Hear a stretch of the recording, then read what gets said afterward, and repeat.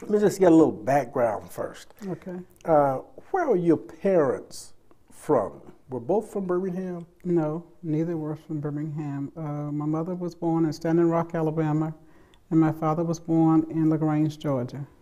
Okay. And you were born in Birmingham? Yes. Okay. How many brothers and sisters do you have? I have only one sister. One sister. How old? Were you the older or? I'm the oldest. You're the oldest. Okay. What about education, your parents' education? I don't think either one of them finished high school. Went to elementary, that's all. Okay. What were their occupations? My mother was a cook and my father worked for a coal company as a truck driver. Truck driver.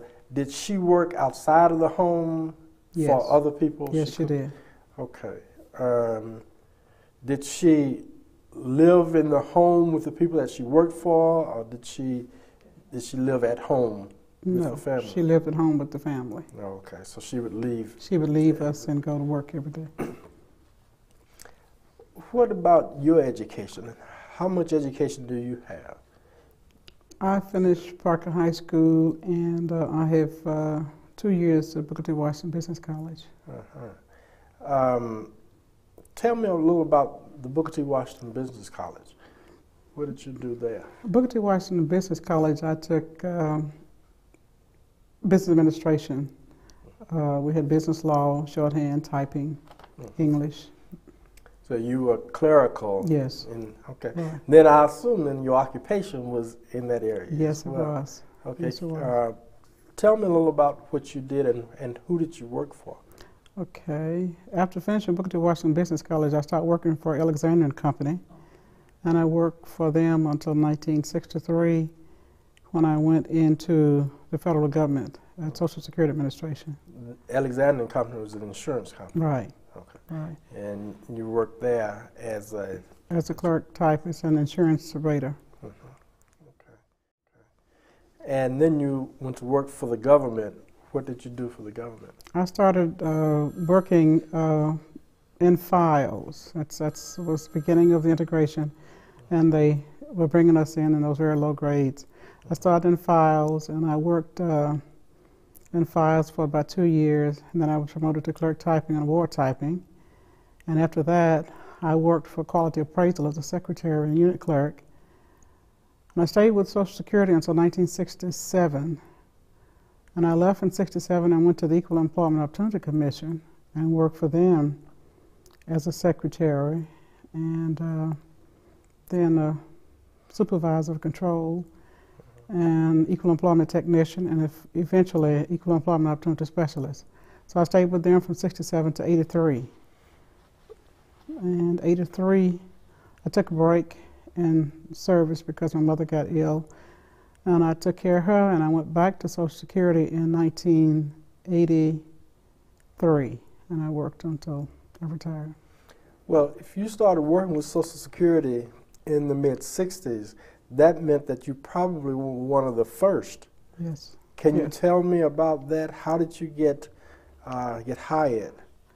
Okay, yes, I was among the first to come into the federal government. And the reason I know that is when I started working and was promoted upstairs to award typing, I sat in front of a white female who was very nice, and she shared with me the things that they were told when they were getting ready to bring us into the building. She said, Lola, she said, I have no problem with people of a different color. She said, but some of these people here are very prejudiced. And she went on to name the different people in the office to watch out for. She said they called us together in a meeting after they started bringing blacks in and told us that the federal government was now beginning to bring blacks on here in the city of Birmingham to work. And if we started any disruption or caused any racial encounters here, that they were going to fire us. And she said, of course, you know, that wasn't received too well by many people. And so she told me the things that I need to watch out and the people to be careful about. You mean they actually warned white people that were there, if they participated in any way, that they would be fired? Yes, they did. They warned them. Did you have to take a test? Yes, I took a test for the federal service and passed it and was selected off the register. Were there any efforts prior to your being hired to take tests for either jobs or for getting the right to vote or any of those things? Did you take any tests prior to that? No. You didn't? No. Did you know of other people that were taking tests at the same time? Yes. Yes. There were others who took tests at the same time, particularly in the county personnel board. Dr. Jonathan McPherson, who's pastor out at St. John in Hueytown, he passed, and he was on the staff at Miles College at the time. And he passed all those tests, and he was never hired. And also Reverend Joyce Johnson took tests to be police, and he was never hired. There were a number of blacks. They actually passed the test? Yes. How did they know they passed the test? Well, they got a letter saying that they were on the register, they're given their scores, and they were on the personnel register. Oh, so they would simply remain on the list. Yes, but never selected. Would never call. Right. That's interesting. What community did you live in during that period, growing up and? Growing up in, so right. Yes. During the time I was growing up, we lived on the south side, primarily over in the area of 4th Avenue and about 15th Street South.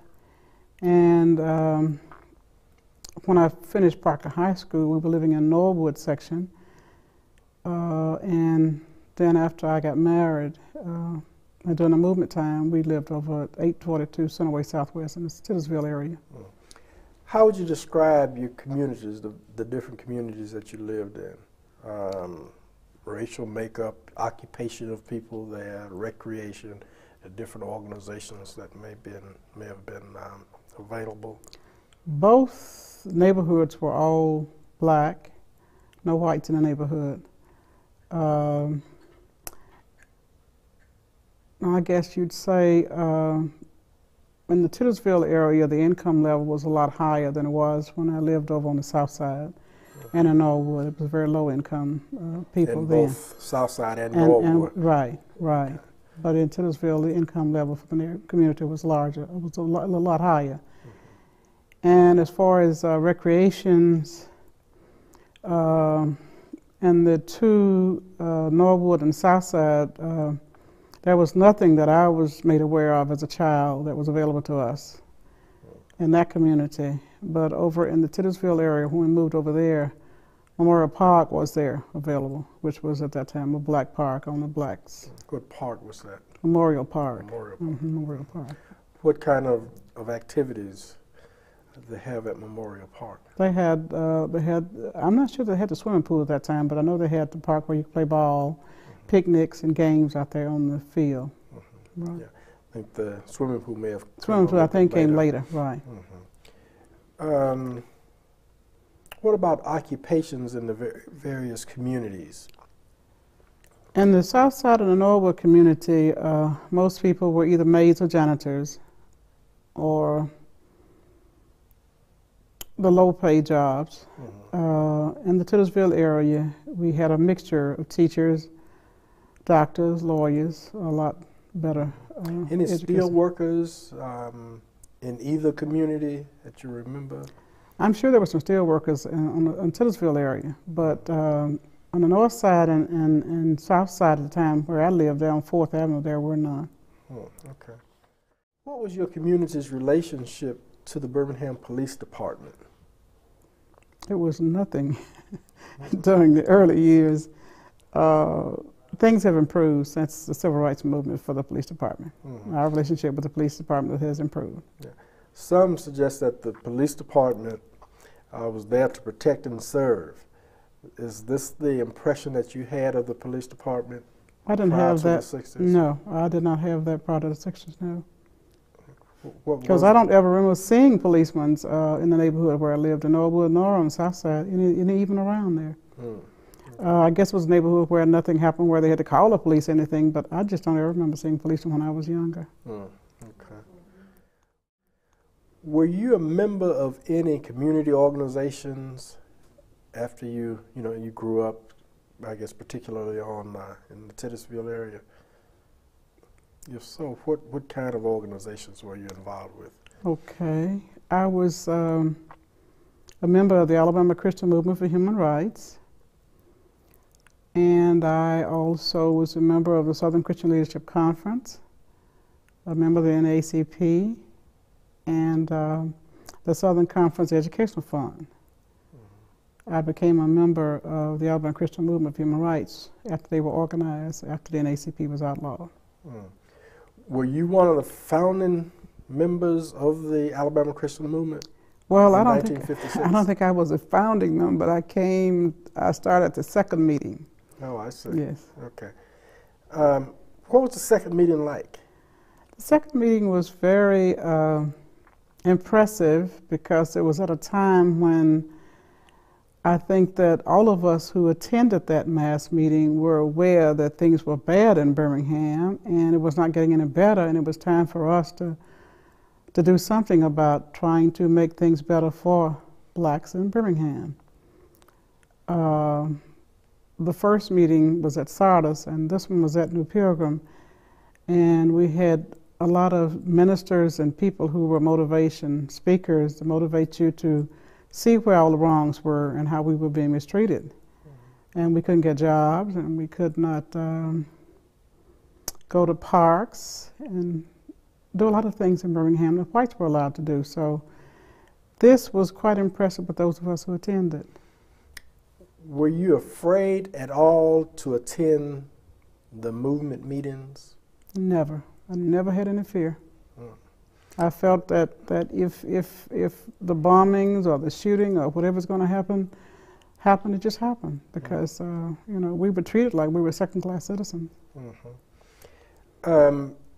Did you hold any office in either of the organizations?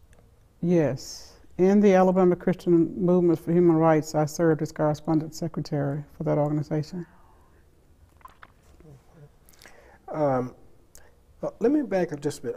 How, I guess you've told me a portion of this anyway, but how and why, again, did you get involved in the civil rights movement? Okay, the reason I became involved in this organization, the one thing that had bothered me since I heard about or read about in the paper a gentleman by the name of Judge Aaron, who was attacked by some white men in Tarrant City. And I was very upset about that because they didn't know nothing about the man. They just picked him out and castrated him, and it just really upset me. And then when I heard about the Alabama Christian Movement for Human Rights, it brought back that memory to me, and the fact that as growing up in Birmingham, Alabama, I had been a person who would ride the bus downtown, had to sit behind this colored board, and I always had a problem with it, and my mother never would let me do what I wanted to do. What did you want to do? I wanted to do what Rosa Parks did, not get up when they'd come and move the board. And I used to ride the bus and they'd move that board and we'd have to get up and stand up most times. So I really thought about all those kind of things and how we had been treated, and now was the time, I thought, no better time than now to do something about it. Was there ever a time on the bus when you were asked to move, or others were asked to move, that they refused? No, never. People always were submissive then. I asked my mother and father why were they submissive, and their answer to me was, well, we just have to stay in our place. And I couldn't accept that.